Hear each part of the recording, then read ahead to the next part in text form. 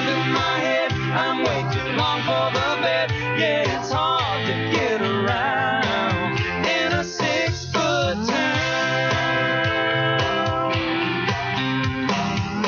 In a 6 Welcome in, everybody. In a 6-foot Great to be with you on this Monday morning, getting the week started out right. And I realize I'm a little behind today, but I hope that you'll forgive me for that because, of course, you don't know this, but right now what's going on is that behind the scenes, Joe Hunk, who many of you probably remember him from when he was on my program, he is actually 40 feet in the air on a scissor lift and has been for 5 days. And the reason he is, it's an event, it's a promotional thing that we do to help raise money for kids. And I was actually helping him out with some of the radio stuff in the background since he, of course, can't be here because he's out there and he can't come down for 5 days. And so great work that he's doing over there. What they're trying to do is they're trying to raise some money for kids. And so if you happen to be watching this right now and have a little spare time, I would very much encourage you to, at some point during the day before 6 o'clock tonight, to go down and donate one of the bikes to Bikes for Bust. It's something that I've kind of been helping him out on the side. I've been helping doing some of his boards and some of his radio work, and we've all pitched in. We've all really helped because we care about these kids and we want them to have a nice Christmas and we want them to be able to have a new bike for a lot of kids that will not be able to afford it. And so they're out there working with the Marines, working with several other groups, charity groups, trying to get these kids to have a nice Christmas. And so we do applaud all those that have been working and helping out around here at the radio station to allow us to be able to do that and to do the best that they can to help us really make this whole thing a success. Now, we do have a lot of news today, but one thing that I would be remiss if I didn't mention is some local news going on right now. And actually, it's been kind of slow on the local news front. I don't know if it's just election exhaustion or what, but I've noticed sort of a slowing down of the news, and there's not been a lot of news really breaking on the local level here recently, and I apologize for not having more local news, but really the main reason is just because in the wake of the election, there's just not been that much of it. But here is some news, and I would be remiss if John from Millbrook would never forgive me if I didn't mention that it was announced in an interview with public television the other night that Jim Ziegler, our state auditor, is contemplating a 2020 run for the Senate to replace Doug Jones, which Jim Ziegler would be a phenomenal senator. I very strongly support him. I would love to see him at the Senate. But if he winds up running, there's a good chance that I wind up voting for him. And I think that with everything that's been going on with Jeff Sessions, the way that the president has gone after him and the way that, unfortunately, even though I think that they're wrong for doing so, a lot of Alabamians now distrust Jeff Sessions and they have a dislike for him now, which I never would have thought would have happened in the state of Alabama. But I got to be honest, I don't think that Jeff Sessions can win a Republican primary anymore. And as sad as that is to say, I think that if we wound up with Senator Jim Ziegler, that would be a big deal. And it's a big deal also because Jim Ziegler, 70 years old, he kind of hinted at the idea that he would be retiring. That he would be retiring after this term as state auditor, and he's done a phenomenal job as state auditor. And so if he decides to run, he will probably have my support unless I think a better candidate arises in the primaries. And I know that he's got John from Millbrook support, so that will be something that to watch out for. And we'll keep you abreast of all the information as more of it comes out. If he actually does confirm that he is going to run, we will be sure to let you know about that as soon as we have the news ourselves. So that being said, there's some national news going on here recently, and a lot of Democrats have been really touting and celebrating that in the newest Congress, there is a lot of quote-unquote diversity. And I put diversity in air fingers quotes because what they're talking about, of course, is racial diversity, and in some cases religious diversity as well. But a common criticism, which I don't fully understand from the Democrats, is they will talk about how they are a more diverse group, that there's more ethnic diversity, that there's more religious diversity, whatever else it may be, and that primarily the Republicans are a bunch of old Christian white guys, which is not necessarily untrue, But it also does not, they will point to that and say, well, that's proof of discrimination. Well, not necessarily. And this is an analogy that I've used countless times. If I have a sandwich shack or a little sandwich cart that I push around the city, and I say, free sandwiches to all white guys, and only white guys wind up with sandwiches, well, then that is by definition discrimination. I've given something to somebody for free that was not available to everybody else. However, if I walk down the same street and yell out free sandwiches to everybody, and the only people that happen to be there are white guys, or there are multiple people, but only white men wind up taking me up on my offer, well, I didn't discriminate. Even though the results are the same, that doesn't mean that I was discriminatory in my practices. And there are Republican representatives that are not old white guys. There's younger people, there's women, several prominent figures come to mind. Colonel Allen West, Sheriff David Clark, Michelle Bachmann, Sarah Palin. The list goes on and on and on. And another one that was really big deal, Ben Carson. And another thing that's funny too, is in the previous presidential primary, you look at the Democrat side and it was Hillary Clinton and a bunch of old white dudes. And Hillary Clinton's just an old white woman. And then you looked at the Republican side of it, you had two Hispanics, oddly enough, both Cuban, Marco Rubio and Ted Cruz. And you also had Bobby Jindal, who's of Indian descent. And then you also had Ben Carson, of course, Dr. Ben Carson, the heart surgeon that now runs the HHS. And then you've got, you also had, why am I blanking on her name? She was Ted Cruz's running mate. Well, I'll come up with it later, but she was the former CEO of Hewlett Packard. I can remember all the details about her, but I can't remember her name. I don't know why I'm coming up. Carly Fiorina. So you actually had a great deal of diversity in the presidential pool for the Republicans, not so much from the Democrats. And so, again, I don't think that's because Democrats are racist. I don't think that's because Democrats didn't want somebody that was a minority to be president. Obviously, they don't have a problem with that.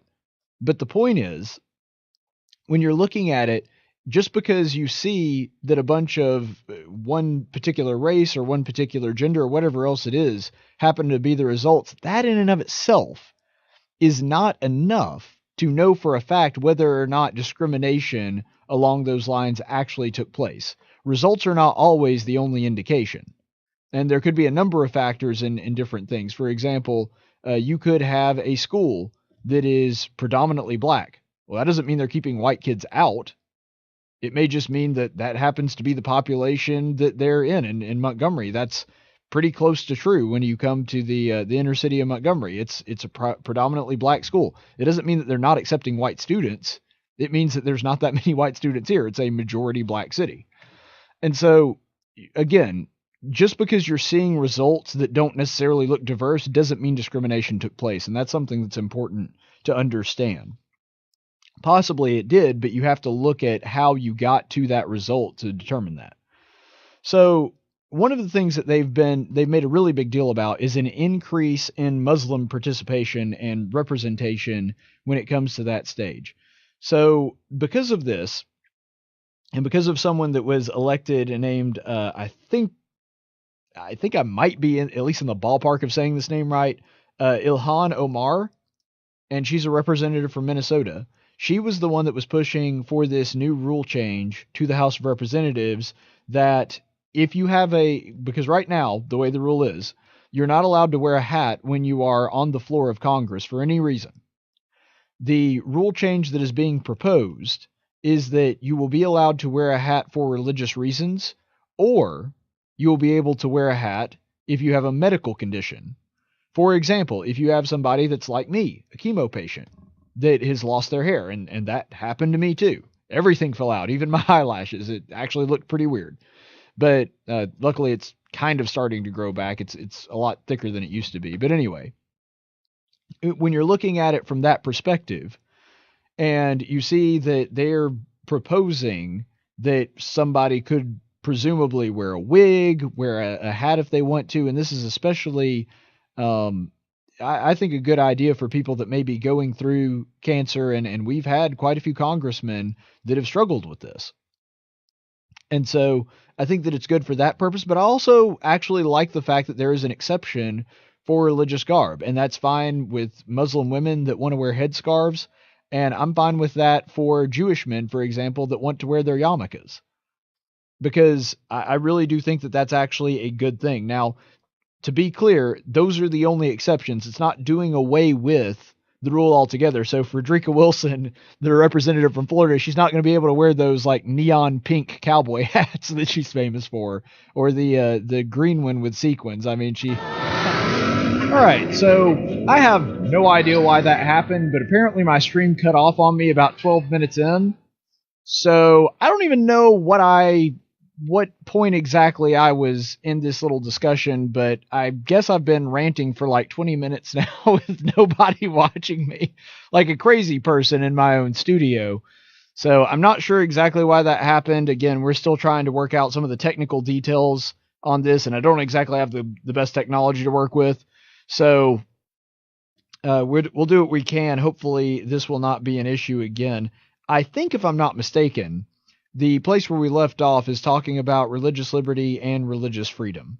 So the main idea here is, because there is a new rule change, just to kind of reset the table here, that people would be able to wear head scarves or yarmulkes or whatever. They can wear some kind of head covering if it's for a religious reason, or if they have some kind of medical reason. And the reason that I think, as proponents of religious liberty, first of all, you can't just be a fan of religious liberty when it's your religion that's in question. And so because of that, because this would benefit Jews and Muslims, and it doesn't in any way inhibit their ability to do their job, I'm perfectly fine with them having these kinds of head coverings, if that is something that their religion calls for, and it does. And so I want to point you to a provision of the Constitution, which is in Article 6, Paragraph 3. And in Article 6, Paragraph 3, it states, "The senators and representatives before mentioned, and the members of the several state legislatures, and all of the executive and judicial officers, both of the United States and of the several states, shall be bound by oath or affirmation to support the Constitution. But no religious test shall be required as a qualification to any office or public trust under the United States."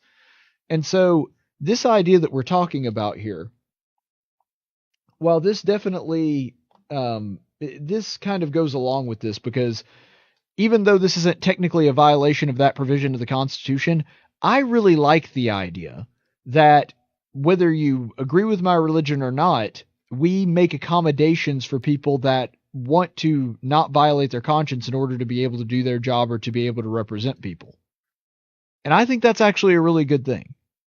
It is a good thing to say to people, you don't have to violate your conscience. You don't have to check your religion at the door and able to do this job. And I think that we should be able to do that to the best of our ability to anybody. What that provision of the Constitution is essentially specifically pointing out is you can't say to somebody, now voters, they can vote for who they want to if they happen to have a religious reason for doing so. But what we're talking about is for somebody holding public office, for somebody holding the public trust, they can't say, okay, I think you would actually be pretty good at this job here at the Treasury. But the real question is, are you a Calvinist? You can't do that. And you shouldn't be able to do that, because as long as it doesn't affect their ability to do their job, their religion should not be a factor in this. Now, if you've got somebody whose religion teaches them that they are supposed to be sacrificing children on an altar somewhere, and that person is allegedly going to be put in charge of some kind of social services thing, I think that it's safe to say that their religion creates a conflict of interest.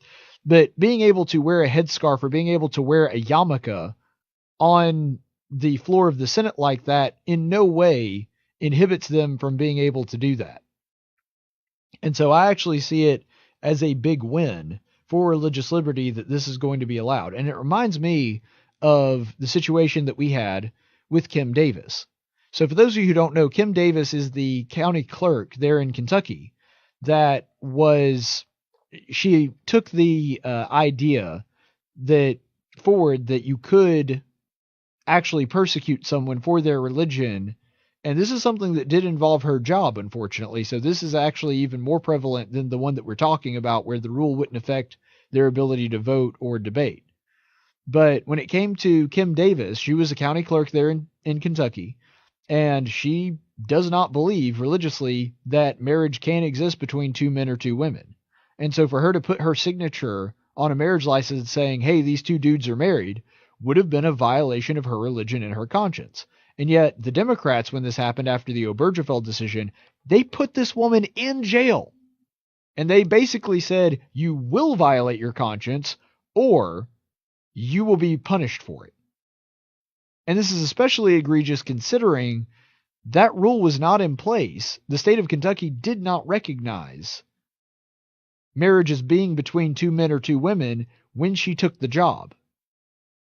And so that is one thing that is a little bit different, because they knew that this rule was in place. The Muslims that are representing people now, they knew that rule was in place and that it was a possibility that they would have to violate their conscience to be able to serve on the floor. So there's a little bit of difference there, but nonetheless, I think anything that we can do that doesn't interrupt the person's ability to do their job, to be more accommodating to people of other religions, is a good thing. And as Christians, if we want to talk about the free expression of religion, and we should, because it's one of the best things that we have, I would argue it's the best thing that we have in the United States of America. We were really the first country to have religious freedom.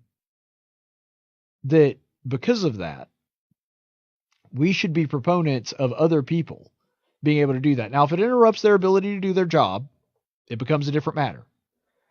If, for example, they were saying, well, we're Muslims and we have to pray 5 times a day and you have to work around our prayer schedule, it would say, no, if you want to pray, you don't have to violate your conscience, that's fine, but you're going to have to do it somewhere else. And if you do that, and again, you're free to do so, you may miss a vote, you may miss a debate. Sorry, that's the way that it is.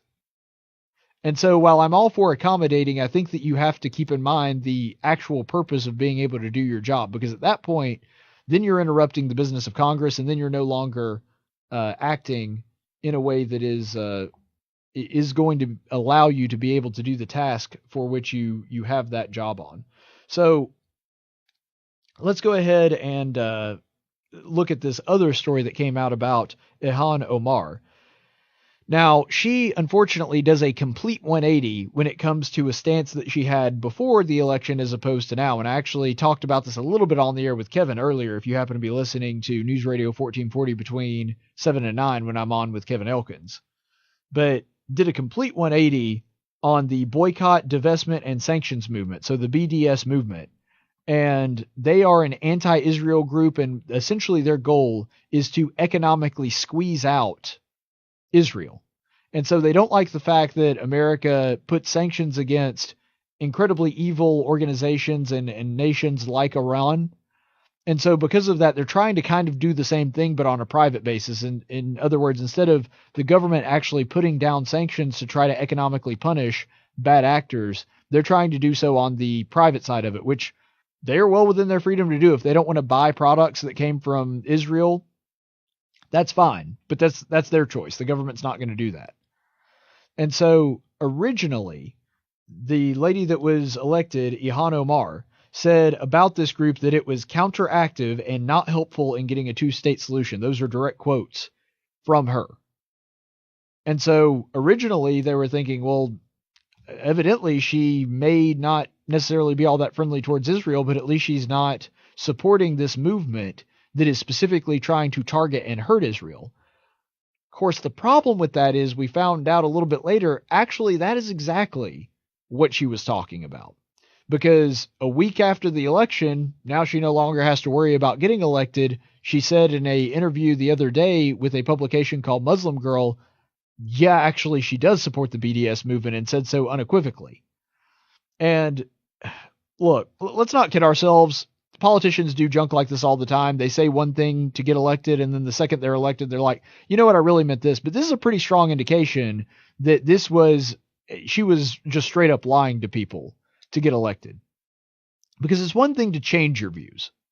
It's one thing to have a actual pivot point. For example, if you thought a certain way about foreign relations, and you campaigned on that, and you get into the office and you get to talking with your advisors, and they start informing you about some things that you didn't know during the election, and you slowly start changing and turning over a new leaf with that new information, and you come out and say, you know what, I was wrong when I said that back in the election. This really is the better way to handle it. But you have to have a pivot point for that. You have to have a moment where you changed your beliefs and you had a reason to do so. This is a week after I got elected. All of a sudden, everything that I said about it, I'm doing the opposite of that now, which is a pretty good indication that the truth is she always supported the BDS movement. She just didn't want to say it because she thought it might hurt her chances of getting elected. And apparently it worked, because some people voted for her that probably wouldn't have if she had supported it. And now she's in office and doesn't have to worry about it. And so that is truly unfortunate, but that is the way that this often works. And this is one thing that makes me somewhat skeptical of Muslims holding public office. And I don't want to paint with a broad brush, and I don't want to assume ill intent in everybody. I do like the idea that we try to assume good intentions in other people. But this is the thing that makes me, I think, justifiably a little skeptical, because of one of the teachings that is actually contained within their religion. They have this idea called the taqiyya. I believe I'm pronouncing that right. I'm probably butchering it. But they have this idea called the taqiyya. And what that does is it's essentially justifiable lying, justifiable deception. And some of this comes from a couple of verses in the Quran. This one comes from Quran 16:106. Whoever expresses disbelief in God after having accepted the belief will suffer greatly, except him who is forced while his heart is still at peace in belief. So in other words, if you deny God for any reason, you're going to suffer, with this one exception. If you're doing so in your heart, you really do still believe it, but you're in some kind of danger, or you're forced, as it's being said here. And then if you couple that with another passage in the Quran, where it says in Quran 3:28, let not the believers take unbelievers for their allies in preference to believers. Whoever does this has no connection with God, unless you but guard yourselves against them as a precaution. Okay, so you're not supposed to have any allegiances with non-believers over believers, unless, of course, you are guarding yourself against them as a precaution. In other words, if you want to betray your brother, but you're doing so as a precaution to protect yourself, then that's okay. And if you couple that with the last verse that we just read, if precautionary is what allows you to do so, in other words, you're taking a precautionary step to avoid danger in the future, then evidently, according to this, if you're putting these two verses together, you can actually logically, according to the Quran, lie about your religion and lie about your beliefs, as long as you're doing so to put yourself into a position where you're no longer in danger. So presumably, you could do so to gain power and gain a position of authority. Now, I tried to do my due diligence on this. I looked at several different Muslim scholars and people that have more expertise in this area than I do, and there really was no consensus. There are some Muslim scholars that will say, and say unequivocally, what this verse means is the only time that you are allowed to lie about your beliefs and to lie about your allegiance to God is if you are in immediate danger of death. Not harm, death specifically. And so if you are being threatened with being beaten, for example, if you don't deny Allah, then you have to take that beating. But if you're afraid that you're going to die, then it's permissible to deny God in a way, in an effort to save your life. Now, again, there are other Muslim scholars that teach the exact opposite. They say that any kind of deception is okay as long as it furthers the will of Allah, or it allows you to gain some kind of advantage over your enemy as a precautionary measure. And so there are different schools of thought within the Muslim community. I'm not an expert in the Quran. I went to people that were, as opposed to me. But there are different people, and I think probably the vast majority of American Muslims tend to believe the former rather than the latter. But nonetheless, the point is that opens up the doorway to Muslims, at least some Muslims that believe this, that it's perfectly acceptable for them to lie even about their own faith in God if it is done as a way to gain an advantage over somebody else to guard against potential dangers and religious persecution later. So that is kind of terrifying. And here's the problem. How do you know which one are the liars? Because if this person believes in taqiyya in the second version that we were talking about, that you're able to lie for any advantage, then if you were to just ask somebody their beliefs on it, then they could tell you they believe the first interpretation, that it's only okay to lie if your life is in danger, but that's a lie, and they're okay with telling that lie because they believe that it's all right to lie to gain that advantage. And so this is a real problem with the theology of Islam, is that it justifies lying in some circumstances, and because of that, you have no idea what each individual Muslim's personal belief is on that subject, and they can lie to you. Now, of course, Christians can lie to you as well, and Jews and everybody else. But the difference is in the Christian and the Jewish faith is that you are specifically forbidden from doing so. So if you are doing that, you are in violation of the Torah or violation of the New Testament. In fact, if you can look at the Apostle Peter, for example, Peter's life was in legitimate danger. The reason that he denied Christ probably was for fear of his own life, because he was hanging out at Christ's trial around people that wanted to kill Jesus. And so he denied Jesus as a way to protect himself. And we all know how Jesus felt about that. We all know that Peter wept bitterly because he realized that he had sinned in denying Jesus. And you look at the martyrs throughout the New Testament, I mean, there's just example after example after example after example of people that even when your life was in danger, you do not deny Christ, you do not deny God. You are better off having died in the name of Christ than you are preserving your life having denied him. And that is one big theological difference between Muslim and other religions. And that's one reason that, honestly, through no fault of the individual, and I try to keep that at bay as much as possible, there is some skepticism about whether or not they're telling the truth on certain things. And this may be a case of that. This may be, I don't know if this is her personal belief, but she thought, well, it's perfectly okay to lie about what I believe in this because the Quran says that as long as it's done to gain power, to gain an advantage, or to further Allah's will, then it's okay for me to lie. That seems to be the indication based on what I'm understanding. It's also possible she just did it on her own whims and wasn't considering this particular passage or this particular belief in Muslim teaching, but either way, you can see why that skepticism naturally comes in here. Now, I will say one other thing about this, which I think is deeply ironic. You have this woman who has said that before this happened, and this is why I'm not really surprised that she did a 180 on her support of this movement. She claimed that Israel has, quote, hypnotized the world and that it is an apartheid regime. And so she said some pretty anti-Israel, anti-Semitic things, and so her reversing course on this isn't a huge surprise to anybody that was paying attention. But nonetheless, it bothers me that she can say things like this, and she can actually support a movement that is specifically intended to hurt Israel for imagined injuries against Palestinians. But somehow, you'll remember that in the last couple weeks before the election happened, what was the big case that the Democrats were bringing forward? What was the big case that Democrats were pushing? They were saying that the problem was that Trump was an anti-Semite. That was the big case that they made. You'll remember that. That they were saying Trump was an anti-Semite, he hates Jews, and that's why you should vote for Democrats in this midterm election. Which, I mean, of course, is just ridiculous. Because you're looking at a guy who is the only president, and I'm including President Ronald Reagan in this, the only president that had the stones to actually move the embassy out of Tel Aviv into Jerusalem because he says, no, Israel got that land fair and square in a defensive war. That is their land. Jerusalem is their capital, and that is where our embassy is going to be. And I applaud him for that. Somehow that's the guy that's anti-Semitic. That's the guy who doesn't like Jews.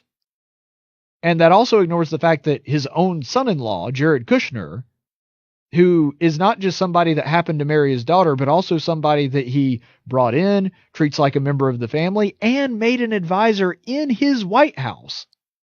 But somehow that guy's an anti-Semite, but this woman who ran as a Democrat isn't?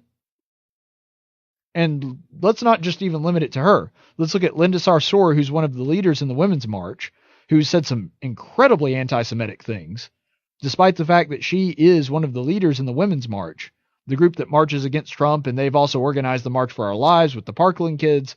Very prominent figure on the left today. You've also got Keith Ellison, who is the deputy chair of the DNC, the number 2 guy in the DNC. He used to belong to the Nation of Islam, which has its own long-standing record of anti-Semitism. And then you've got the Nation of Islam itself, Louis Farrakhan, who a lot of Democrat members of the House and of the Senate have been kind of chummy with and haven't cut their ties with them. So you've got all this anti-Semitism that is ingrained in the left, and yet somehow we're supposed to believe that Trump is the one that's an anti-Semite. People that won't denounce Farrakhan, that won't talk about the anti-Semitism. Here's the thing about anti-Semitism. There are really 3 kinds of anti-Semitism. The first one is the anti-Semitism that is derived from Nazism. So you've got that strong nationalist, white supremacy, alt-right. All of those groups kind of fall under that umbrella, and that would kind of go along with the KKK as well. So you've got the sort of right wing, and when I say right wing, I'm talking about right wing in Europe, not the conservative right wing. Actually, the right wing in Europe is more like the left is here, but I don't have a time to go into the entire history lesson with you. But you have the sort of European right wing nationalist movement that believes in anti-Semitism. And then you've got the sort of left-wing anti-Semitism that is against colonialism.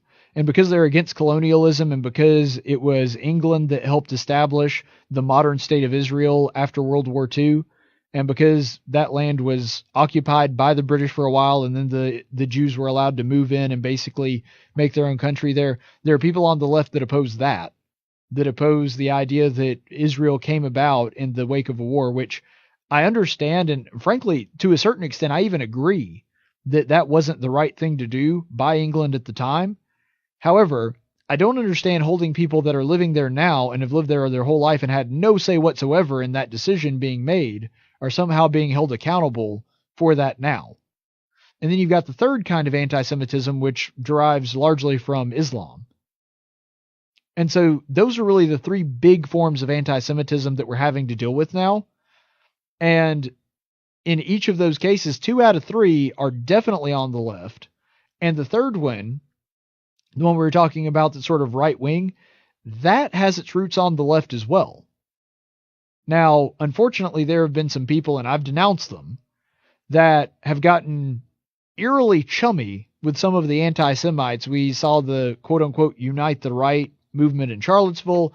We've seen people that have started to embrace certain leaders in the alt-right, which is a really horrible idea. Breitbart has kind of flirted with this to a degree. And so there is some really disgusting anti-Semitic stuff going on within the right, and I understand that. But you have to admit, both historically and as what's going on today, it's far more prevalent on the left. I mean, it just is. And it's bad no matter where it is. It being more prevalent on the left doesn't make it okay in the right. I'm not trying to do whataboutism here. I'm just saying that the left needs to really take a serious look at itself and realize that there's a lot of people that are very influential in their party that are engaged in anti-Semitism.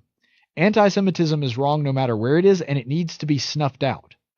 And left, I understand that there's Muslims that support you, and there's people that are anti-colonialists that support you, but just like it's not okay for the alt-right to excuse the anti-Semitism, it's not okay for Republicans to excuse the anti-Semitism in the alt-right because they think they might be politically useful or they might vote for them. It's also not okay for the Democrats to excuse the anti-Semitism of Muslims and of the anti-colonialists that just hate Israel. It's not okay for you to excuse their bad actions and their anti-Semitism just because you think they may support you as well. And so anti-Semitism is a cancer, unfortunately, that I think it's growing faster on the left, but it's growing in both parties. It needs to be snuffed out and snuffed out immediately. Because as bad as it's getting right here in America, and even though we've seen this unfortunate resurgence in anti-Semitism, it's actually been going on for a lot longer in Europe, and it's getting worse and worse. It had pretty much died out for decades, And now we're seeing a resurgence of it, and it's not leading anywhere good. So that being said, we're going to take a quick break, and we'll be back in just a second. 860-1440 if you want to weigh in, and don't forget to comment if you want to weigh in on the conversation that we're having. We'll be back. All right, and we're back, and I do have some unfortunate news. We're going to have to cut the show short today because we had that technical glitch, and I was off the air for a long time, so I apologize. I know we're going way over time on this, but because of that, we're going to skip our next two stories. I may get to them tomorrow. I may not. Hopefully, we'll be able to retread that ground, but I'm actually going to be helping Joe out here in a second, so we need to go ahead and wrap things up, if nothing else for his sake, which means we're going to go straight to the Daily Dose of Stupid. That was stupid. I know it was stupid. Really stupid. Hey, I just said it was stupid. All right, so the Daily Dose of Stupid today, once again, I know that this is not going to come as a surprise to anybody, but once again, the subject of our Daily Dose of Stupid is Alexandria Ocasio-Cortez. I got to be honest, we could probably do a Daily Dose of Stupid about her every single day. She is quickly becoming my favorite congressperson because she just makes content no matter what she does. It's amazing. So this is the latest from Alexandria Ocasio-Cortez. She posted a video the other day, and I've been critical of her for a while for this. She seems to have a really hard time with basic civics. And I'm talking like elementary, third grade level civics. And this is no exception. Pay close attention to her description of our form of government. To make sure that we take back all three chambers of Congress, all three chambers of government, the presidency, the Senate, and the House in 2020. We can't start working in 2020.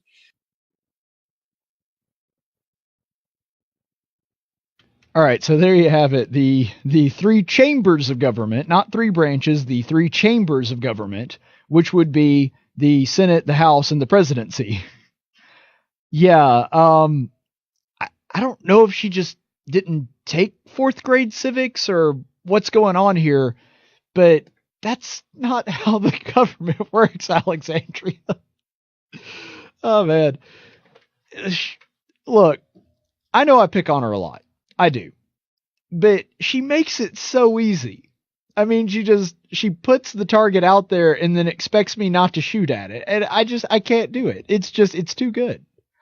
And the reason that it's funny is not because anybody could find some random person that doesn't know a lot about what they're talking about and post things to social media. The reason she is significant is because the Democrats continue to build her up as the new wave of Democrat candidates. That she's this young, attractive, vibrant, well-spoken, well-educated person, and she's going to be the wave of the future for the Democrat Party. She's a Bernie supporter. She's a Democratic socialist. This is where we're going in the future. And it doesn't hurt that because they're so big into intersectionality politics that they just love it to death that she's a woman and she has Hispanic descent. And so because of that, because she can stack all these labels, the only thing that would make it better is if she were also somehow Muslim and on top of that were a lesbian. If she was a Muslim, lesbian, Hispanic woman, then and transgender, if they could just stack all those, she'd be like the perfect candidate when it comes to Democrat intersectionality politics. But she's got enough labels stacked on her that they were just talking about how great she was and how she was the future of the party. The woman cannot go more than about 48 hours in the public eye without doing something really stupid. And I'm not talking about like a typo or something. I mean really stupid that shows that she is ignorant of even basic civics. Keep in mind, I'm 29 years old too. This woman has 2 degrees in foreign relations, and the other one's in economics. She is the very definition of a highly educated idiot. I mean, she has all this formal schooling, and she doesn't know even the basics of her job. You remember that she said that she was going to be inaugurated and be signing bills into law? It's like, that was the first indication that she doesn't really understand how government works. And yet somehow, in New York, these people are so backwards crazy that they thought that electing this person would be a good idea. That's why she's relevant. That's why it's hilarious. That's why it's funny to pick on her, because it really is Democrats unmasked. The vast majority of Democrat voters, and I'm friends with some of them are in my family, and there are exceptions to this rule. I'm not saying that every Democrat is like this. Most of them do everything based on their feelings. They have no idea what's actually going on. They don't really pay attention to the news, or if they do, they just get bits and pieces of it here and there. This is actually something that as national surveys have been done. Turns out conservatives and Republicans watch news and prepare for elections far more. I mean, by 4 or 5 times more than your average Democrat voter. And that's why when it comes to progressivism, you get the bumper sticker crowd. There's a reason that the medium that the Democrat talking points lend itself to the best are bumper stickers. Because if you have to think about them for more than the time it takes to read a bumper sticker, their policies make no sense. They're all emotion driven, they're all feelings driven, and they don't ask the question, okay, does it actually work? Does it actually do good? And what is going to be the consequences after this is passed? They don't do any of that. They pass legislation based on how they feel about it. It feels good to say you want clean air and clean water. It's very different to have to actually put that into practice and see if the returns are worth the investment. That takes time, that takes effort. That's why the preferred medium of conservatism is talk radio. Because what do you do in talk radio? You get together, you reason it out, you take callers, you talk about your beliefs, you have to explain them. Conservatism requires thought. It requires effort. It requires you to not just look at something, say, oh, that feels pretty good, and just go along with it. Conservatism requires you to seriously consider your beliefs and understand why you believe them. And there are people on the left that fit that description too. But the average Democrat voter is not that way. The vast majority of them just vote based on how they feel, or they vote because that's the way that they've always done it. And that is a real stark contrast in the beliefs and the culture of the left and the right. And Alexandria Ocasio-Cortez is basically a physical embodiment of all of that in one person, to where she got where she is not based on her merit. She did so primarily because of the intersectionality politics that I was talking about, because she happens to be young and Hispanic and attractive, and she's a woman and all these other things. But nobody asked the question when voting for her, does she actually know what the heck she's talking about? Because if they had, they wouldn't have voted for her in the first place. Because it would have been very clear to anybody standing there that no, she doesn't know what she's talking about. And so that's really the issue that you're getting into. She's a microcosm of everything the left stands for. And when you put that under a microscope, you find out there's just not that much to it. And that is a stark contrast to conservatism. And that's why conservatives love to talk about her and love to talk about her gaps, is because she is essentially the average Democrat voter unmasked. And it's not that she has bad intentions. It's not that I think she's an evil person. She just doesn't do her homework, doesn't do her research, and doesn't know the basics of what she needs to do to hold the position that she does. Just like the average Democrat voter, even though there's no ill intention, even though it's a very good thing that they want to take care of the poor people, they want to take care of people that are sick and don't have money, that's a good thing, but they don't actually have a plan for how to do it, one that would work. And that's the issue that you run into, and Alexandria Ocasio-Cortez is the manifestation of all of that put on display for the world to see. But, you know, I pick on her a lot, and maybe I complain too much, because I always tell people that you should have a solution if you're going to present a problem. And so Alexandria Ocasio-Cortez, by the way, you got to shorten that name or something, but I understand that, you know, you're just not real familiar with this topic. And so I do want to help. I don't just want to complain about it. So I have put together, and I actually sent her this on Twitter the other night. I think this will really help with your problem. And this maybe will help you with the issues that you're having. Ring 1, executive. 2 is legislative, that's Congress. Ring 3, judiciary. See, it's kind of like my circus. My circus. See, that's my solution. Just watch Schoolhouse Rock. That'll teach you everything you need to know. You can look at the one on the Constitution. You can look at the ones on history.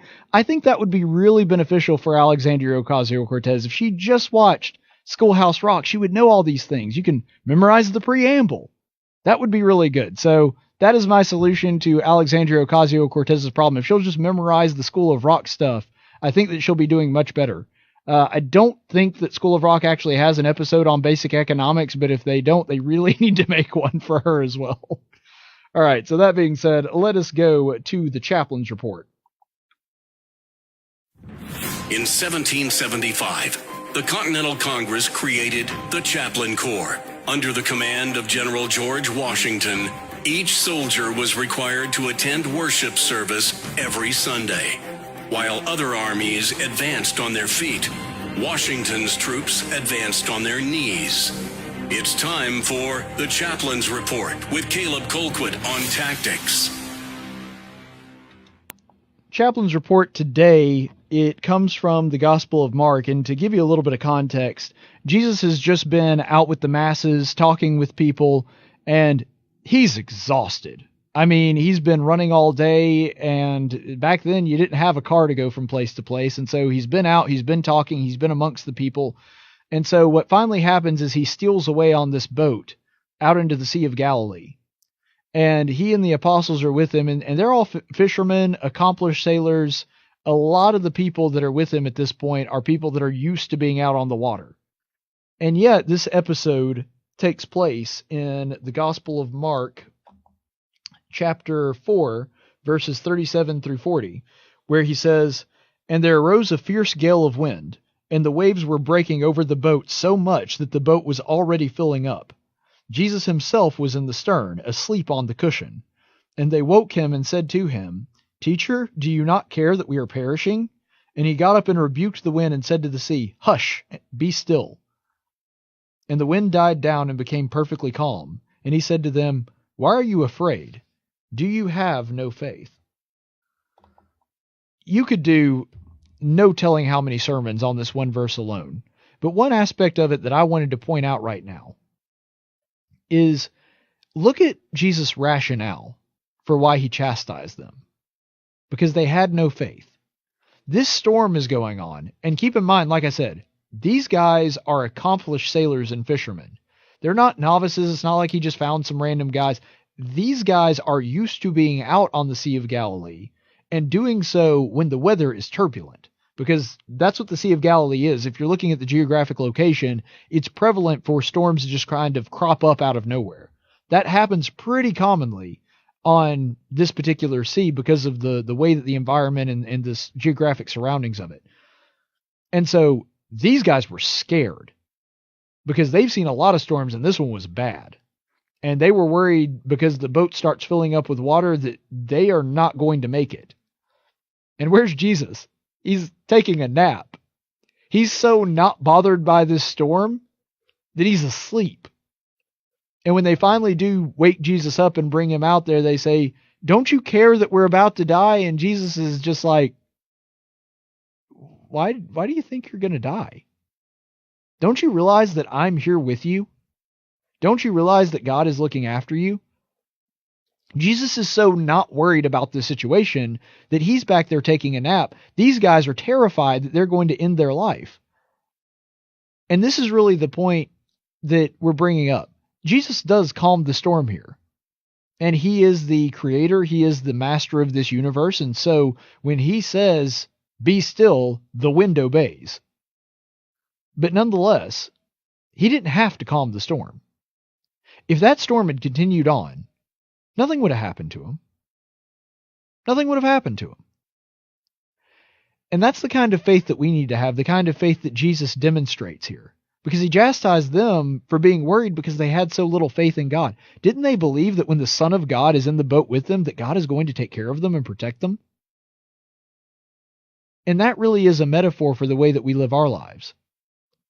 If Jesus is in the boat with us, we're going to be fine. There may be storms that come up. It may be rough sailing for a while. Sometimes it may be very rough to the point that we don't think that we're going to be able to hold on. But if we really have faith, the kind of faith that Jesus models, we'll be calm enough that we can take a nap in the hull and be okay. And that really is the point. As long as Jesus is in your boat, you don't really have to worry about anything. You may get cancer.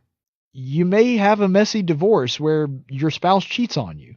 You may have the death of a kid. Those are all really horrible storms, ones that make you feel like you're not going to make it at the end. But if you really have faith that God is going to take care of you and Jesus is in your boat, you're going to be okay. And having that reassurance, having that knowledge that you're going to be all right, that allows you to press on. That allows you a certain calmness that it's going to take to weather that storm. Could God stop the storm if he wanted to? Sure he could. Obviously he can. We just saw that modeled in Christ. He can say, be still, and the wind and the waves are just going to stop. But if we really have faith in God, we shouldn't necessarily jump to waking him up and saying, you've got to stop this storm for me. Have faith that he can get you through it.